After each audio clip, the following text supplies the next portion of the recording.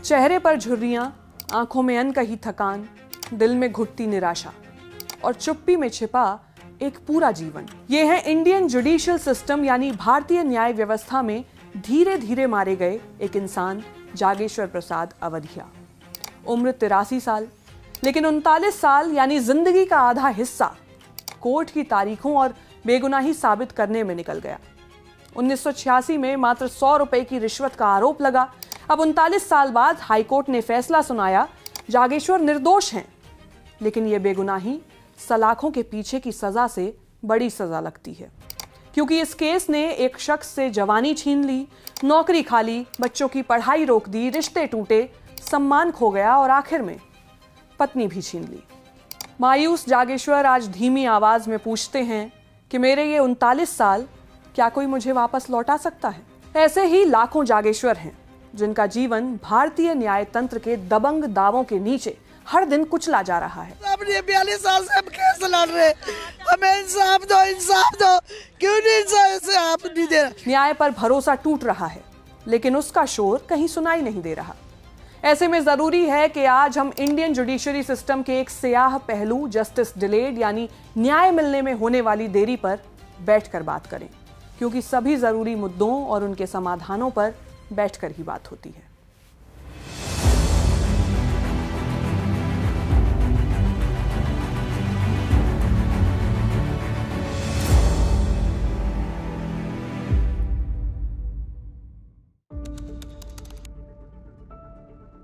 Justice delayed is justice denied. किताबों में यह कानूनी सिद्धांत है, लेकिन यह वाक्य भारत की अदालतों के बाहर लाखों जिंदगियों की हकीकत बन चुका है। चलिए बीते एक साल के ही कुछ मामले देखते हैं। मई 2025 इलाहाबाद हाईकोर्ट कौशाम्बी जिले के लखन सरोज को हत्या के मामले में बाइज्जत बरी करता है। 1977 में गिरफ्तार हुए लखन ने 43 साल जेल में बिताए और रिहाई के समय उनकी आयु 104 साल थी, यानी बिना जुर्म एक पूरी जिंदगी सलाखों के पीछे बीत गई। मई महीने में ही सुप्रीम कोर्ट ने रामकीरत मुनीलाल गौड़ को रेप और हत्या के आरोपों से मुक्त किया। उन्होंने 12 साल जेल में बिताए। 2019 में पॉक्सो लगने के बाद वो 6 साल फांसी की सजा के साए में रहे। फैसला सुनाते हुए कोर्ट ने कहा, पुलिस जांच दोषपूर्ण थी और सबूत गढ़े गए थे, गलत सबूत, लेकिन सही सजा भुगतने वाला एक निर्दोष इंसान, यानी सबूत झूठे थे लेकिन सजा वही पाई जो थी। ऐसा ही एक मामला जनवरी 2026 में आया। केरल हाईकोर्ट ने 2011 हत्या मामले में 14 साल जेल में बिता चुके सीजी बाबू की सजा रद्द कर दी। कोर्ट ने माना उन्हें फेयर ट्रायल का अधिकार नहीं मिला, सुनवाई निष्पक्ष नहीं हुई, लेकिन 14 साल सलाखों के पीछे गुजर गए। इस बीच कुछ बड़े मामले भी सामने आए। 2006 मुंबई ट्रेन ब्लास्ट और 2008 मालेगांव धमाका केस में सालों बाद आरोपी बरी हुए। अब कुछ आंकड़े भी देखिए जो देश की न्यायिक व्यवस्था की लचर हालत को बताते हैं।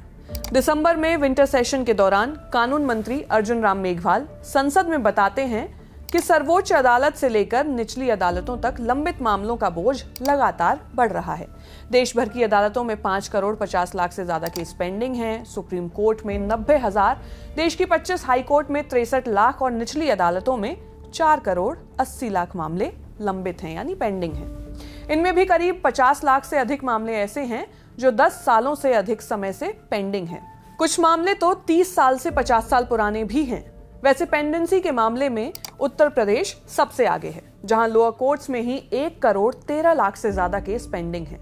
देश की राजधानी दिल्ली में इतने सारे मामले लंबित हैं कि अगर हर मुकदमे को 5 मिनट भी दिए जाएं तो सभी को निपटाने में 466 साल लग जाएंगे, यानी 466 ईयर्स।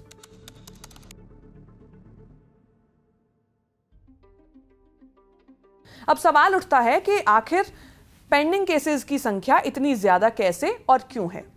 इसकी सबसे बड़ी वजह नजर आती है लो जज टू पॉपुलेशन, यानी आबादी के हिसाब से जजेस की कमी।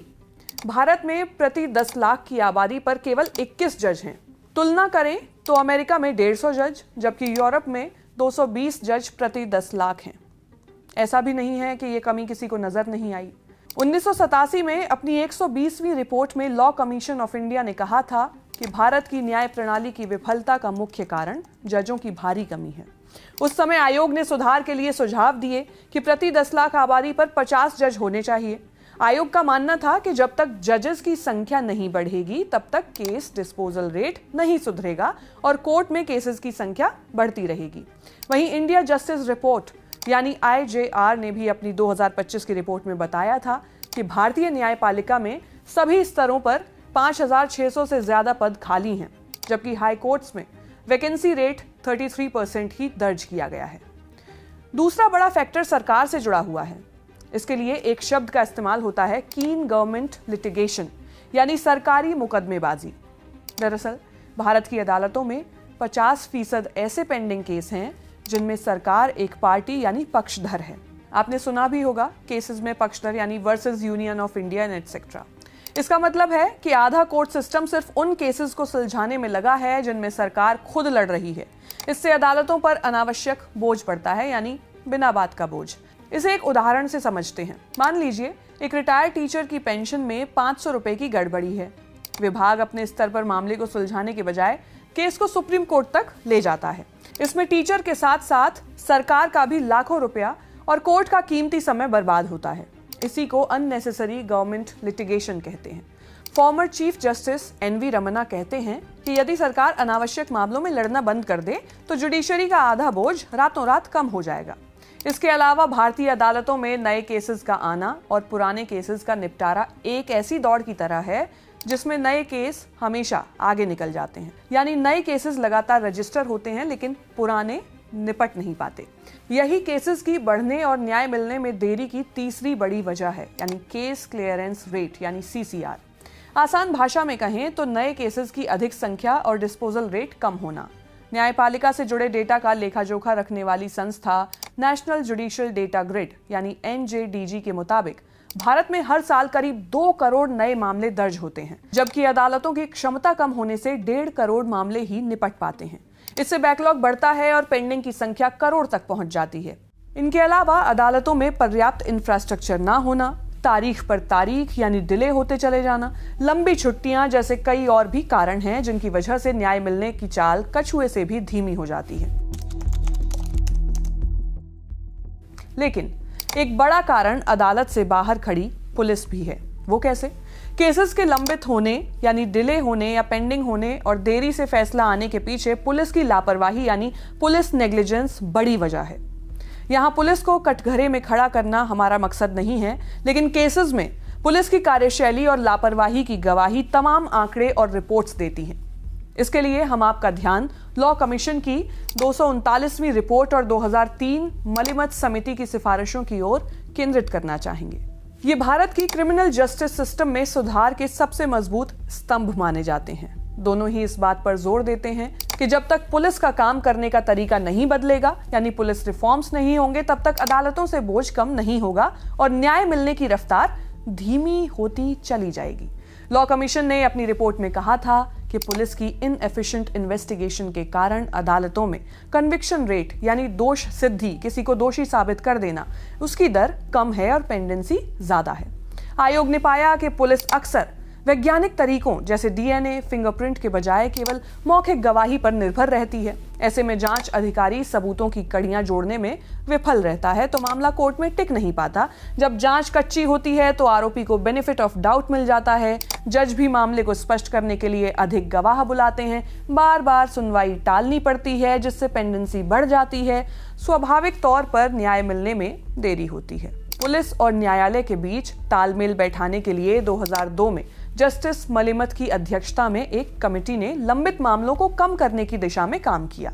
कमेटी ने इसके लिए एक समाधान भी दिया। सिफारिश की कि पुलिस की इन्वेस्टिगेशन विंग को लॉ एंड ऑर्डर से पूरी तरह अलग कर देना चाहिए ताकि जांच समय पर पूरी हो सके। दरअसल अभी के समय होता यह है कि एक ही पुलिस थाना और वही पुलिस अधिकारी 2 बिल्कुल अलग अलग तरह से काम करता है। वो एक तरफ लॉ एंड ऑर्डर जैसे दंगे रोकना, VIP सिक्योरिटी, ट्रैफिक मैनेजमेंट और शांति बनाए रखने, साथ ही दूसरी तरफ इन्वेस्टिगेशन यानी सबूत जुटाना, गवाहों से पूछताछ करना और चार्जशीट तैयार करने का काम करता है। इसी प्रॉब्लम पर कमेटी ने कहा था कि जब पुलिस वाला लॉ एंड ऑर्डर संभालता है तो फाइल छोड़कर ड्यूटी पर चला जाता है। इससे जांच रुकती है और कोर्ट की तारीखें निकल जाती हैं। ऐसे में कमेटी का मानना था कि जांच के लिए एक डेडिकेटेड टीम होनी चाहिए जिसका काम केवल केस सुलझाना हो। वैसे तमाम एक्सपर्ट्स भी मानते हैं कि मलिमथ कमेटी की ये सिफारिश आज भी पेंडेंसी कम करने का सबसे सटीक फॉर्मूला है। यहां तक कि देश की सर्वोच्च अदालत सुप्रीम कोर्ट ने भी मलिमथ कमेटी की बातों को तवज्जो दी। प्रकाश सिंह बनाम भारत संघ 2006 मामले में आदेश दिया कि राज्य सरकारें इन्वेस्टिगेशन विंग को लॉ एंड ऑर्डर से अलग करें। कागजों पर तो कई राज्यों ने इसे अपनाया है, लेकिन जमीनी स्तर पर अभी भी संसाधनों और स्टाफ की कमी के कारण एक ही पुलिसकर्मी को दोनों काम करने पड़ रहे हैं। पुलिस नेग्लिजेंस पर हम इसलिए इतना जोर दे रहे हैं ताकि आप समझें कि न्याय की इस पूरी प्रक्रिया में पुलिस की भूमिका कितनी अहम है। इसे विष्णु तिवारी के मामले में समझा जा सकता है। उत्तर प्रदेश ललितपुर के विष्णु तिवारी पर 2000 में बलात्कार का झूठा आरोप लगा। पुलिस ने मेडिकल रिपोर्ट और गवाहों के विरोधाभासों की ठीक से जांच नहीं की। नतीजन पुलिस की कमजोर और एक तरफा जांच के आधार पर उन्हें निचली अदालत ने सजा सुना दी। आगे चलकर 2021 में इलाहाबाद हाई कोर्ट ने उन्हें निर्दोष पाया। कोर्ट ने टिप्पणी की कि पुलिस की जांच इतनी खराब थी कि एक निर्दोष व्यक्ति के 20 साल जेल में बर्बाद हो गए। दरअसल होता यह है कि पुलिस के लोग प्रोसेस फॉलो नहीं करते, इसका फायदा जुडिशरी के लोग उठाते हैं। नुकसान हर बार कोर्ट में खड़े उस निर्दोष का होता है। इंडिया जस्टिस रिपोर्ट और एनसीआरबी के आंकड़े बताते हैं कि कई राज्यों में पुलिस 30% से 40% मामलों में समय सीमा के भीतर चार्जशीट दाखिल नहीं कर पाती। वहीं एक स्टडी के अनुसार डिस्ट्रिक्ट कोर्ट्स में लगभग 20% से 25% स्थगन यानी एडजर्नमेंट्स केवल इसलिए होते हैं क्योंकि पुलिस गवाहों को पेश नहीं कर पाती या जांच अधिकारी खुद कोर्ट में मौजूद नहीं होता। इसी का परिणाम है कि भारत की जेलों में बंद 75% से अधिक कैदी अंडर ट्रायल हैं। इनमें से एक बड़ी संख्या उन लोगों की है जिनके खिलाफ पुलिस ने समय पर जांच पूरी नहीं की है। इसी वजह से भारत की जेल्स ओवर ऑक्यूपाइड हैं। यहाँ ऑक्यूपेंसी से 130% ज्यादा कैदी रखे गए हैं। वैसे न्याय में देरी केवल कानूनी प्रक्रिया की सुस्ती मात्र नहीं है, इसका असर पीड़ित और आरोपी दोनों पर पड़ता है। लेकिन सबसे बुरा प्रभाव आम आदमी और गरीब झेलता है। भारतीय न्यायपालिका के भीष्म पितामह कहे जाने वाले जस्टिस VR कृष्णा अय्यर अपनी किताब लॉ एंड लाइफ में लिखते हैं कि सबसे छोटे और गरीब आदमी के लिए कई बार जुडिशियल प्रोसेस ही पनिशमेंट बन जाती है। सजा तो बाद में मिलती है, लेकिन निर्णय की प्रतीक्षा ही अपने आप में एक भयानक दंड बन जाती है। ऐसे में जस्टिस अय्यर इस बात की अक्सर वकालत करते हैं कि बेल नियम होना चाहिए और जेल अपवाद। CJI जस्टिस सूर्यकांत का 24 जनवरी 2026 को दिया गया ये बयान सुनिए। Whose land is being seized or a student wrongly denied admission, justice delayed is not justice denied, it is justice destroyed. The High Court's ability, therefore, to stay an executive action at the very first hearing is often the only real access the citizen ever experiences. वास्तव में न्याय में देरी एक neutral समस्या नहीं है, ये क्लास बायस्ड नजर आती है। अगर केस लंबा चलता है तो गरीब और हाशिए पर रहने वाले समाज के लोग सिस्टम से ही बाहर होने लगते हैं। उन पर आर्थिक बोझ पड़ता है।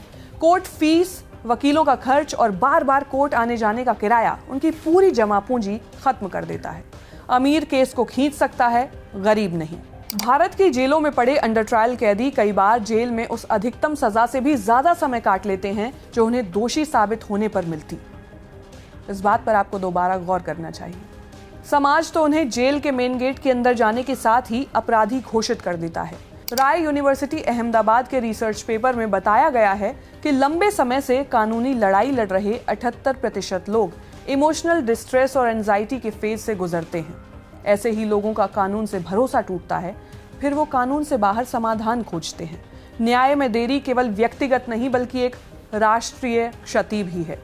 भारत के former chief justice NV Ramana ने कहा था कि कोर्ट डिलेज और पेंडिंग लिटिगेशन के कारण भारत को अपनी GDP का लगभग 1.5 से 2% सालाना नुकसान होता है।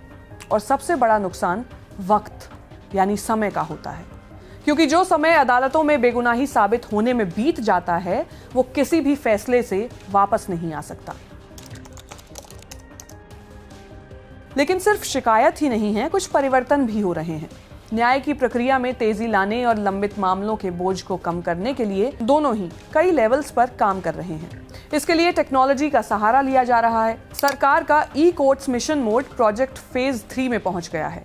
इसका लक्ष्य अदालतों को पूरी तरह से पेपरलेस बनाना और डिजिटल कोर्ट्स प्लेटफॉर्म विकसित करना है, जिससे जजेस का काम आसान होगा। अब तक 3 करोड़ 81 लाख से ज्यादा मामलों की सुनवाई वीडियो कॉन्फ्रेंसिंग के जरिए की जा चुकी है। साथ ही 99.5% courts complex high speed wide area network से जुड़ गए हैं। बीते साल ही सरकार ने एक बड़ा और अहम कदम उठाया। 4 अप्रैल 2025 को सरकार ने एक निर्देश में बताया कि सभी राज्य मुकदमेबाजी से बचें, मिनिस्ट्रीज अनावश्यक अपील से बचें और हर केस में ज्यादा से ज्यादा 2 एडजमेंट्स की सीमा तय करने को कहा। इसके अलावा लोक अदालतों का एक्सपेंशन किया जा रहा है। सितंबर 2024 में नेशनल लोक अदालत में एक ही दिन में 1 करोड़ से अधिक मामलों का निपटारा किया गया। ऐसे में जरूरी है कि एडीआर यानी ऑल्टरनेटिव डिस्प्यूट रेजोल्यूशन यानी अदालत के बाहर आपसी समझबूझ से फैसले को बढ़ावा देना होगा। ये विवादों को सुलझाने का एक ऐसा तरीका है जहां जज लंबी तारीखें और जटिल कानूनी दाव पेच नहीं होते। इसे बिना लड़े जीत का रास्ता भी कहा जा सकता है। सही मायने में एडीआर वो एक्सप्रेस वे है जो अदालतों के ट्रैफिक को कम कर सकता है। हालांकि सबसे जरूरी है कि न्याय प्रक्रिया को इतना सरल और सहज बनाया जाए कि आम आदमी कोर्ट रूम में जाने से घबराए नहीं। खासकर पीड़ित व्यक्ति की घबराहट तो दूर करनी ही चाहिए। सच्चाई ये है कि अदालतें कहती हैं कि अगली तारीख लीजिए, जैसे कोर्ट कोई रेलवे स्टेशन हो जहां ट्रेन हमेशा लेट आती है। एक इंसान जब अदालत के दरवाजे पर खड़ा होता है तो वो किसी तारीख का इंतजार नहीं करता, वो इंसाफ का इंतजार करता है। इस वीडियो में फिलहाल इतना ही। जल्द ही फिर किसी जरूरी मुद्दे पर बैठकर बात करेंगे। आप हमें कमेंट सेक्शन में बताएं कि आप जस्टिस डिलेड पर क्या सोचते हैं, साथ ही किन मुद्दों पर बैठकर बात करनी चाहिए। जिसकी ये कोशिश आपको पसंद आई तो वीडियो को लाइक कीजिएगा और चैनल को सब्सक्राइब कीजिएगा। शुक्रिया।